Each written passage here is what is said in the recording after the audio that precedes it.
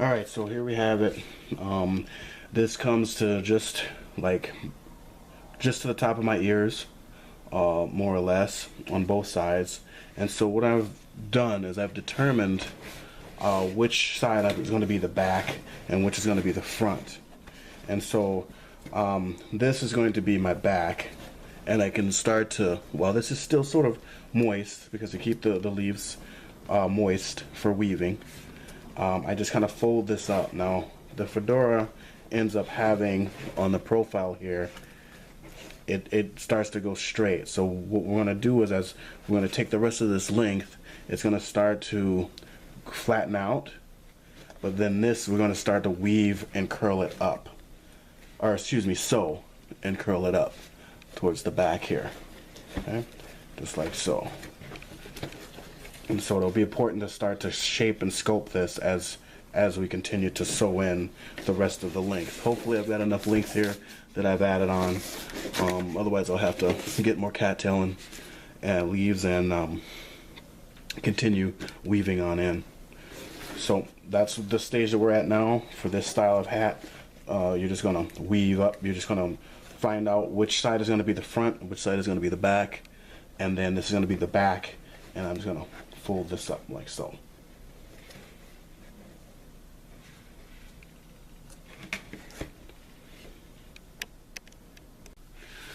Alright, so we're at the stage where I'm starting to curl up the backside for this style of hat.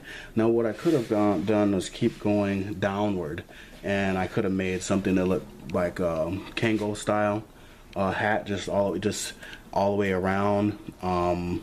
I can make it so that the brill or the brim is flat all the way around, or even curl it up even all the way around, so that it becomes more, it looks more like a what they call those, a derby or bowler.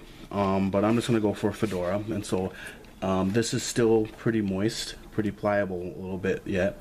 And so what I want to do is I want to start to curl this up as I fit it on my head, and then as I start to stitch it on. So far I've got about 20 feet, including what I've just added here, into this. So for my size head, circumference at about 23 inches around, it's taking about 20 feet. So I'm sure there's some math in there, but just to give you an idea of how long you need to at least get a baseline start of what you'll need. So I'm going to continue to stitch this in along the brim here and continue to shape it. Again, I kind of want this to kind of go at an angle like this, and there's the back, and again there's the side. So this is kind of the profile, and I want to build more of a bill here for shade. So maybe I'm hoping what I have on here is enough just for once around, what I have left here, and then we'll see we'll see where we're at from there. Okay, this is what we have so far. As you can possibly see, it's really has taken shape quite a bit, and I'll put it on my head, make sure it fits, fold the brill up, or the brim up and down, make sure it's kind of even all around. The edges are kind of rough, but it's alright. I don't mind the rustic look. It's woven. And so we're coming to what I think is the end. And so what I want to do is I want to just kind of size this out. And again, here and here is where these overlap, and I'm just stitching through the 2 layers at the elbow points. And then this, when because of this is a spiral, this will always be uneven. If we continue to go all around and round and round, there'll always be one side that'll be higher than the other. So to end this off, is this ends up having to slide underneath like so, and then this, the top part here, would live and gradually taper into the main body like this. Okay, so what I want to do is, clothespins are your friend, is I want to go ahead and make sure this is going to lay out properly, and then I'm going to stitch this in, and I kind of want to fold this in a little bit, and then I'm going to clip that in like that. And so therefore I can kind of finish my stitching, but I'm going to stop about this point because when we get there we're going to tuck this in here so this is not so rough looking, and then we'll be able to finish and stitch this the rest of the way, and we should have a pretty much finished hat.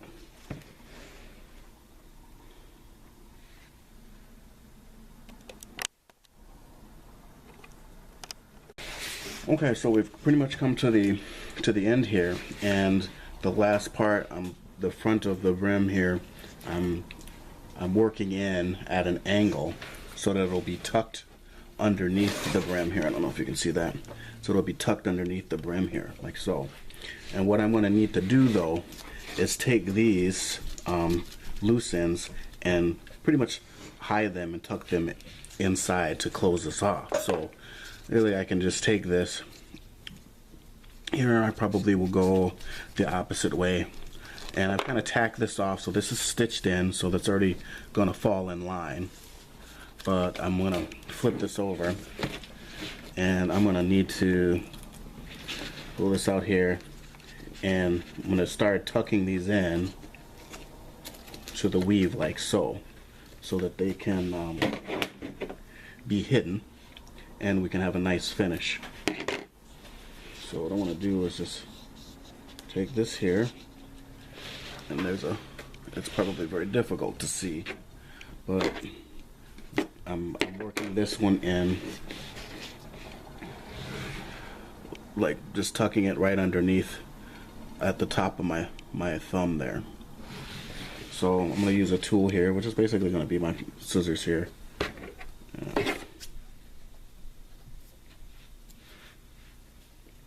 Just want to take these and just kind of push that down underneath.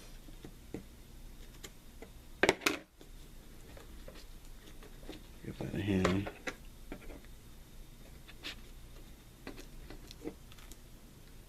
Yep. Push it up through. And that'll help hide these. The more stouter the fibers, the easier it is to do this. This is a pretty flimsy fiber. There we go. That's tucked down there. So I'm going to take this one here. Again, it also helps to cut these at an angle. And I kind of bunch these up at the end a little bit. And then I'm going to tuck this underneath an adjacent leaf. This one here. And my fingers are probably in the way, but hopefully you get the idea. You're basically just going to close these off.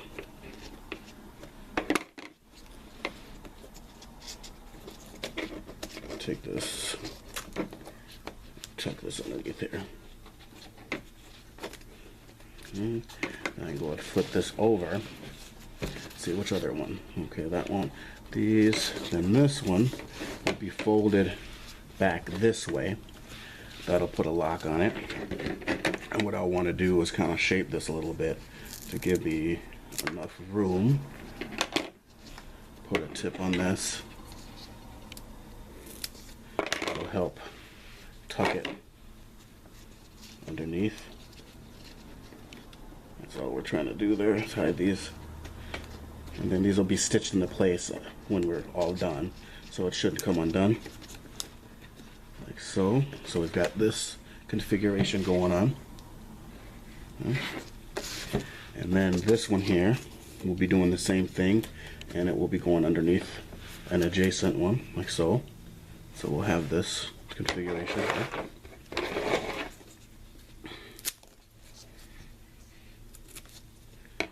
So take this here and push that underneath. Take my tool.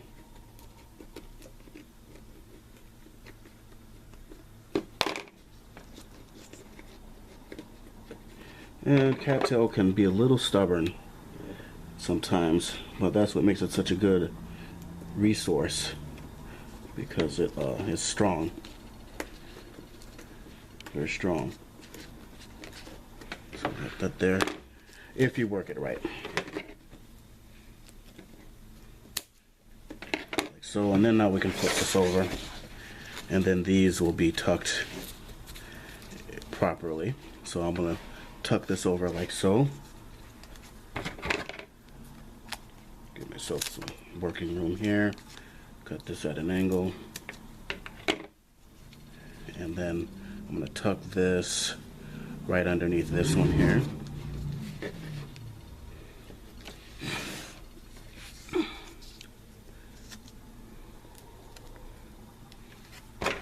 Take these. Get that started and just kind of push. Work that way in there. Pull that out. There we go. And then, lastly, this one, we can, let's see, let's go backwards. We could go backwards if we wanted to, or we can go forward, and we'll just go ahead and go forward. And this, we can tuck underneath the one that we just tucked, or the far adjacent one, doesn't really matter. We're just gonna hide it anyhow. Give myself an edge, and then I just want to I'm gonna go to the far one, and just tuck that like so. Okay. And then this one will have to come undone for me. All right. So then these will all. This will give us this end configuration, and then we'll go ahead and snip any stragglers, but this will lay on the inside of the brim like this, and we're gonna go ahead and stitch this into place, and it'll be hidden. We'll cut off any extra and it'll be done. Okay, so here we have it. This is pretty much the finished hat. It turned out a little bit bigger than I'd like, but I think what I can do is I can kind of line it.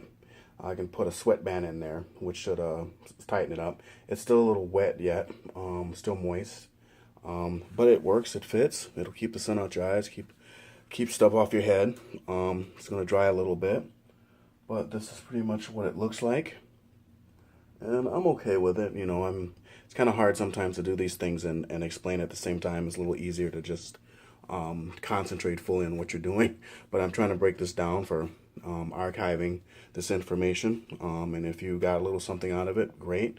Other than that, yeah, I'm gonna probably make 1 or 2 more of these just to ingrain the skill set and to refine the technique down. But that's basically how you make a hat out of cattails, and there's different styles you can do. Like I said, you can make a cowboy hat, and that's where the top part here would just go straight down, and then your brim would come flat out around. Again, you could probably make something that looks like a Kango, kind of LL Cool J style if you wanted to. You could do a bowler, or even a derby. So, you know, it's up to your imagination. I've even seen even just a regular ball cap. So, but, you know, cattails are cheap. They're free, you know, as long as you're not harvesting a whole bunch of them. And, you know, just a little bit of time and some energy, and you'll have yourself a hat. So, anyways, thanks for watching. Alright, so as a finishing touch, it may be necessary to put or sew a sweatband in. And this is just a piece of old t-shirt that I cut up and I sewed together to make a band. And I'm just hand stitching it in with a thin piece of wax nylon that we used to stitch the whole piece together. This could be a finger woven piece. You could use natural fibers. Let's see, you could go to the fabric store and buy some ribbon pretty much preformed, and just kind of stitch it in. And again, if you're using the same kind of color thread, this sort of like yellow or light tan, when this hat completely dries, your stitching will be invisible, so you won't be able to see it on the outside. Also, a further embellishment was obviously you could put a finger woven band across here, or a buckle, or a leather piece, feathers, a pen. You know, you could pin that to the side if you want, depending on the style, whatever your style is. So it's pretty much functions like a hat. It's just a little rustic looking, and it's just made out of cattail leaves. So just a little side note, and this is going to put that in there. And this also helps make adjustments as well. You could, if you needed, if you ended up making your hat a little bit too big, you could add some extra cloth or some extra padding in here to help it fit. If you're really good with a sewing machine, you can make a tube that has cordage or strings that come out that you can pull and adjust. And then that way, if it's the hat's too big or whatever, you can kind of pull the band. You can pull this inner band here tighter to make it a cinch around your head. So just some ideas there, some finishing touches, but for the most part, it's going to be done once I finish sewing in the sweatband here.